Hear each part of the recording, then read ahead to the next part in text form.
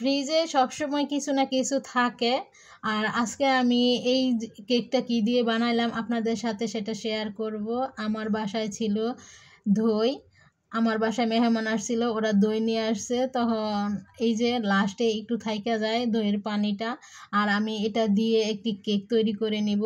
দই দিয়ে আর একটি ডিম দিয়ে একটি কেক তৈরি করব। আমি কিভাবে এটা তৈরি করলাম আপনারা আমার সাথেই থাকেন আর দেখতে থাকেন। আমার ভিডিওটা ভালো লাগলে একটা লাইক কমেন্ট করেন। আর এখানে আমি দিয়ে দিলাম 1 কাপ ময়দা আর 1 কাপ চিনি, দিয়ে দিলাম 2 চামচ বেকিং পাউডার, একটি ডিম, সামান্য পরিমাণে লবণ, তারপরে দিয়ে দিব সবটুকু ওই যে বেঁচে যাওয়া দই। আর সবসময় আমি দই দিয়ে এরকম লাস্টের দই দিয়ে কিছু না কিছু বানাই, পাকোড়া টাকোড়া বানাই, তারপরে এই যে কাঁঠালের বড়া বানাই, তালের বড়া বানাই। এই লাস্টের দইটুকু যদি যখন তখন নাও পারি তারপরে আমি ডিপে রাইখা দিয়ে পরে মিশিয়ে বানাই নিই। এখন আমি একটু চকলেট ফ্লেভার দিয়ে দিলাম, তারপরে দিয়ে দিব ওই যে একটা ব্ল্যাক কফি হালকা গরম পানি দিয়া মিশিয়ে নিব নিয়ে। আর ওই চকলেট কালারকে কি বলে, গানাশ না কি আমি জানি না, মনে নাই, পরে একদিন বলবো না। এই যে এখন আমি সবটুকু হাতে মাখায় নিলাম। আমি কিন্তু আধা কাপ পানি দিছি, 1 কাপের পুরোটা হয় নাই। তারপরে দেখেন কতটা পাতলা হয়েছে ডোটা। অনেকটা সময় হাতে মাখায় নিছি।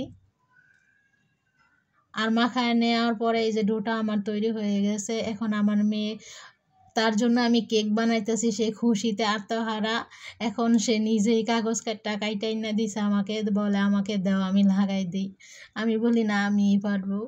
তো এখন আমি ওই যে এই দইয়ের মধ্যে কিন্তু এই যে ডোটার মধ্যে কিন্তু দইয়ের দানা দানা ভাবটা রয়ে গেছে, হাতে পুরোটা মিশানো যায় নাই। তো এখন আমি এটা সাইকে নিলেই হবে। দইয়ের যেই অংশটুকু আছে আস্তে ওটা থাইকে যাবে চালনের উপরে। এখন আমি ভালো করে ছাইকে নিব চামিচের সাহায্যে, আর হাতে ধরবো না। দেখছেন ওই যে সাদা সাদা ছোট ছোট দানার মতন, এগুলি আর নিচে গেল না, সুন্দরভাবে ছাইকে নিলাম। এখন আমি কাঠির সাহায্যে দেখতাম, ওই যে মোবাইলে দেখতাম আপুদারা যে কেক বানায়, ওরা এইভাবে কাঠি দিয়ে নাড়াচাড়া করে নেয়। এখন আমি কেকটা চুলার মধ্যে করব না, ওভেনে করছি 15 মিনিট দিয়া। সময় খুব কম লাগছে, খুব তাড়াতাড়ি হয়ে গেছে। যখন আমি এটা ওভেনে দিছি আমার পুরো বাসা গ্রানে ভরে গেছে, অনেক সুন্দর গ্রান আসছে। এখন দেখেন এই যে আমি কেকটা ঢাইলা নিলাম। তখন প্রথমে এই কেকটা বাটি থেকে পড়তে চায় না, আমি মনে করছি নিচে কাঁচা রয়েছে। এখন দেখি না, কাঁচা না, একদম তুলার মতন হয়েছে। ওই যে কোনো তুলা আছে না পানি টানে অনেক, ওই যে ফোমের মতন যে ওগুলির মতন হয়েছে। আমি তো অবাক হয়ে গেছি, ভিতরে কোনো সমস্যা হয় না, একদম স্মুথই হয়েছে। দেখেন একদম ফোমের মতো হয়েছে, মাশাআল্লাহ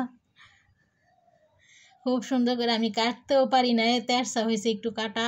আমি সবসময় বানাই না, যেহেতু একটা কাজ সবাই সবসময় করলে হাতটা আসে, মানে কোনো সমস্যা হয় না। যেহেতু এটা আমি সবসময় করি না, এর জন্য আমার একটু সমস্যা হয়েছে, কেকটা একটু বাঁকা হয়েছে কাটতে। আর আমি মনে করছি কেকটা হবে না, এর জন্য ক্রিমটা আমি আগে নামাই নাই, ডিপেই ছিল। এখন আমি নামাইয়া চামিচ দিয়ে ভালো করে আশ্রয় পরে করে নিছি, ভাঙ্গে নিছি বরফটা। এখন হালকা একটু গুঁড়া দুধ দিয়ে আমি এটা গ্লাইন্ড করে নিব। একটু চকলেট কালার দিয়ে দিব। আমি এখান থেকে কতটুকু নামায় রাখছি, একটু ফুল করব। আমার মেয়ে বলতেছে, ছেলে বলতেছে আজকে কেকে ফুল করো। ওই আরেক দিন বানাইছিলাম, ওটার মধ্যে ফুল ছিল না, এটার মধ্যে কালারফুল ফুল দিতে হবে। এখন আমার চকলেট মিশানো হয়ে গেছে।